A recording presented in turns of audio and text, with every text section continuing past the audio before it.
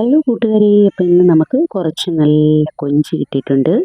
അപ്പം നമുക്കിന്ന് ആ കൊഞ്ച് ഉപയോഗിച്ച് നല്ല സൂപ്പർ ഒരു കൊഞ്ച് തീയൽ അങ്ങോട്ട് വെച്ചാലോ.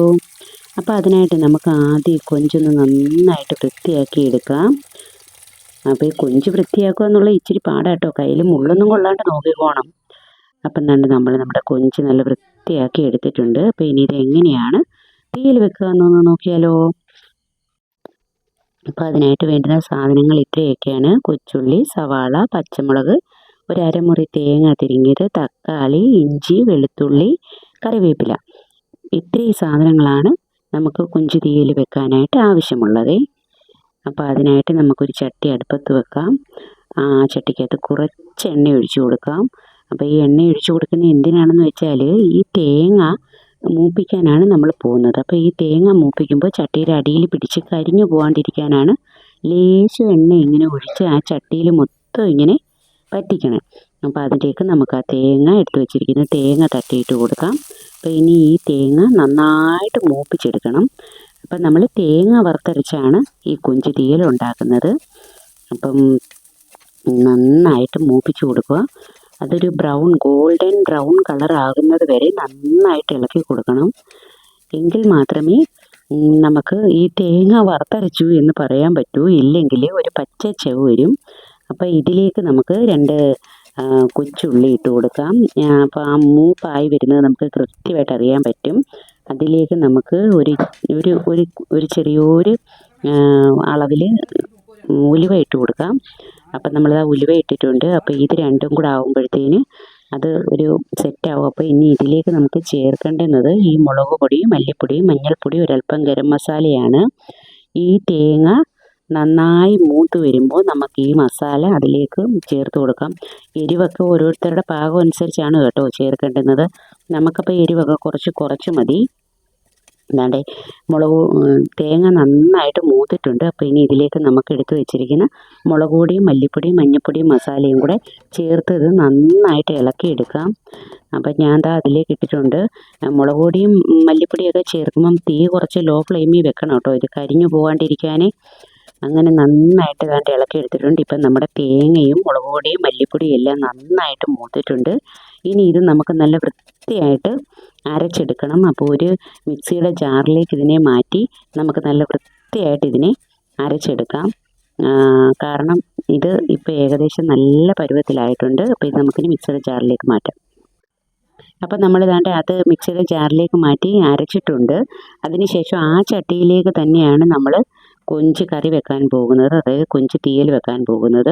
അപ്പോൾ അതിനായിട്ട് ആ ചട്ടിയിലേക്ക് കുറച്ച് വെളിച്ചെണ്ണ ഒഴിക്കാം. അതിലേക്ക് കുറച്ച് കടുകിട്ട് കൊടുക്കാം. അത് പൊട്ടി വരുമ്പോൾ നമുക്കതിലേക്ക് നമ്മൾ നേരത്തെ എടുത്ത് വെച്ചിട്ടുള്ള സവാള, കൊച്ചുള്ളി, പച്ചമുളക്, ഇഞ്ചി, വെളുത്തുള്ളി എല്ലാം കൂടെ അരിഞ്ഞത് തട്ടിയിട്ട് കൊടുക്കാം. അപ്പോൾ ഇത് കടുക് നന്നായിട്ട് പൊട്ടി തീർന്നിട്ടുണ്ട്. പൊട്ടി തീർന്നതിന് ശേഷം മാത്രം നമുക്ക് തട്ടി കൊടുക്കാം. അപ്പം നമുക്കിനി അത് അരിഞ്ഞു വെച്ചിട്ടുള്ള സവാള, കൊച്ചുള്ളി, പച്ചമുളക്, വെളുത്തുള്ളി, ഇഞ്ചി എല്ലാം ഞാൻ ഒന്നുപോലെ അരിഞ്ഞു വെച്ചേക്കാണ്. അതെല്ലാം കൂടെ തട്ടിയിട്ട് കൊടുക്കാം. ഇനി ഇത് നന്നായിട്ടൊന്ന് ഇളക്കണം. ഇപ്പം ഇത് ഇങ്ങനെ ഇളക്കുമ്പം തന്നെ ഇത് പെട്ടെന്ന് വഴലാൻ വേണ്ടിയിട്ട് ഈ കറിക്ക് ആവശ്യമായിട്ടുള്ള ഉപ്പും കൂടി നമുക്കിതിലേക്ക് തന്നെ ചേർത്ത് കൊടുക്കാം. അപ്പോൾ അത് പെട്ടെന്ന് തന്നെ വഴണ്ട് സെറ്റാവും. അപ്പം ഞാൻ അതിനാവശ്യമുള്ള കറിക്കൂടെ ആവശ്യമുള്ള ഉപ്പാണ് ചേർത്ത് കൊടുക്കുന്നത്. അപ്പോൾ ഇത് പെട്ടെന്ന് ഇനി ഇതങ്ങ് വഴണ്ട് വരും. ഇതിൻ്റെ ആ ഒരു പച്ച മണമൊക്കെ പെട്ടെന്ന് വഴലും. അപ്പോൾ ഇപ്പോൾ ഉള്ള എല്ലാവർക്കും അതറിയാം. എങ്കിലും എല്ലാവരും ഉള്ളി വഴട്ടുമ്പോൾ ഒരു അല്പം ഉപ്പും കൂടെ ചേർത്ത് കൊടുക്കുകയാണെങ്കിൽ അത് പെട്ടെന്ന് വഴലും. പിന്നെ ഇതാണ് ഇതിൻ്റെ ഒരു മെയിൻ ഭാഗം. ഇത് നമ്മൾ 2 ഉരുളക്കിഴങ്ങ് കുക്കറിനകത്തിട്ട് പുഴുങ്ങി തൊലി കളഞ്ഞ് അരിഞ്ഞെടുത്ത് വെച്ചേക്കുന്നതാണ്. ഈ കൊഞ്ച് തീയലെന്നൊക്കെ പറയുമ്പോൾ അത് കായൻ്റെ അളവ് വളരെ കുറവായിരിക്കും. അതുകൊണ്ട് ഉരുളക്കിഴങ്ങ് നമ്മൾ പിള്ളേരെയൊക്കെ പറ്റിക്കാൻ വേണ്ടി അതിൽ ചേർക്കുന്നതാണ്. അതുകൊണ്ട് അത് ആവശ്യമുള്ളവരുണ്ടെങ്കിൽ മാത്രം ഉരുളക്കിഴങ്ങ് ചേർത്ത് കൊടുത്താൽ മതി. അപ്പം നമ്മളിവിടെ 2 ഉരുളക്കിഴങ്ങ് എടുത്തിട്ടുണ്ട് അതിനകത്ത് ചേർക്കാനായിട്ട്. അത് നന്നായിട്ട് ഇളക്കിയതിന് ശേഷം നമ്മൾ എടുത്ത് വെച്ചിരുന്ന ഒരു തക്കാളിയും കൂടെ ഇതിലേക്ക് ഇട്ട് കൊടുക്കാം. ഇനി അത് നന്നായി ഇളകി വന്നതിന് ശേഷം നല്ലോണം എല്ലാം കൂടെ ഒന്ന് ആ ഒരു പച്ച മണമൊക്കെ വിട്ടൊന്ന് സെറ്റായി വരുന്ന സമയം നമ്മൾ ക്ലീനാക്കി വെച്ചിട്ടുള്ള ആ കൊഞ്ചുണ്ട് ആ കൊഞ്ച് ഇതിലേക്ക് നമുക്ക് തട്ടി കൊടുക്കാം. അപ്പോൾ ഏകദേശം ഇതെല്ലാം ഒന്ന് സെറ്റായിട്ടുണ്ട്. ഇനി നമുക്ക് ആ കൊഞ്ച് തട്ടി കൊടുക്കാം. അപ്പം അതും ഒന്ന് സെറ്റായി ഒന്ന് ചെറുതായിട്ടായി എണ്ണയിലും ഈ മസാലക്കൂട്ടിലും, അതായത് ഈ എല്ലാത്തിലും കൂടെ ഒക്കെ ഒന്ന് കിടന്ന് ഈ ഉള്ളിയിലും എല്ലാം ഒന്ന് കിടന്ന് ഇളകി ഒന്ന് മറിഞ്ഞ് മൊത്തത്തിലൊന്ന് സെറ്റായി ഒരു ഒരു ഒരു ഒരു കോമ്പിനേഷൻ പരുവത്തിലെത്തുമ്പം നമ്മൾ നേരത്തെ അരച്ച് വെച്ചിട്ടുള്ള ആ കറിയുടെ അരപ്പുണ്ടല്ലോ, തേങ്ങ വറുത്തരച്ച് വെച്ചിട്ടുള്ള ആ അരപ്പ് ഇതിലേക്ക് ഒഴിച്ചു കൊടുക്കാം. അതും ഒന്ന് നന്നായിട്ട് ഇനി ഇളക്കി കൊടുക്കണം. അപ്പം എന്തേ നമ്മൾ അരപ്പെടുത്ത് ഒഴിച്ചിട്ടുണ്ട്. ഇനി അത് നന്നായിട്ടൊന്ന് ഇളക്കി കൊടുക്കാം.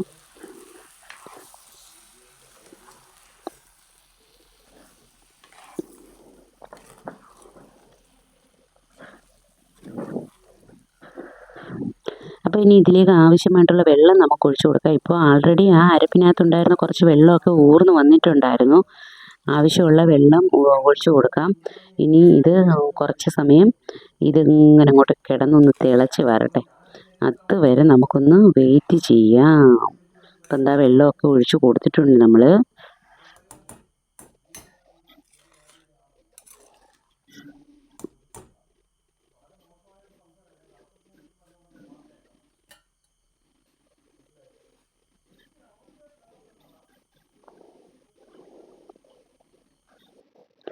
അപ്പം എന്തേ കണ്ടോ, ഇത് നന്നായിട്ട് തിളച്ചിട്ടുണ്ട്.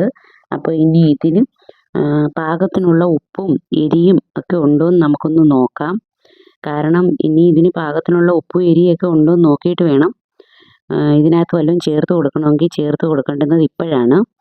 അപ്പോൾ ഇതിന് പാകത്തിന് ഉപ്പുണ്ട്, എങ്കിലും ഒരു പൊടിക്ക് ഒരു ഉപ്പ് കുറവുണ്ട്. അതുകൊണ്ട് നമുക്കൊരു പൊടി ഉപ്പും കൂടെ ചേർത്ത് കൊടുക്കാം.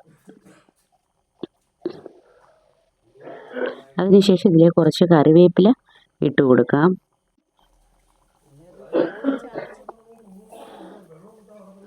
ഇനി ഇതിവിടെ കിടന്ന് നന്നായിട്ട് അങ്ങോട്ട് തിളച്ച് വേവട്ടെ. ഇപ്പം ഏകദേശം നമ്മുടെ കൊഞ്ച് തീയൽ നല്ല പരുവത്തിലായിട്ടുണ്ട്. തന്നെ കണ്ടോ, തിളച്ച് നല്ല കുറുകിയ പരുവത്തിലായിട്ടുണ്ട്. ഇപ്പോൾ ഇത് മൺചട്ടിയിൽ വെച്ചേക്കുന്നത് കൊണ്ട് തന്നെ ഇനി ഇതിൻ്റെ തീ നമുക്ക് ഓഫ് ചെയ്ത് കൊടുക്കാം. കാരണം ഇനി ഇത് കുറേ സമയവും കൂടി ഈ മൺചട്ടിയിലിരുന്ന് തിളച്ച് പറ്റും. അപ്പം നമുക്കിതിൻ്റെ തീ ഓഫ് ചെയ്ത് കൊടുക്കാം.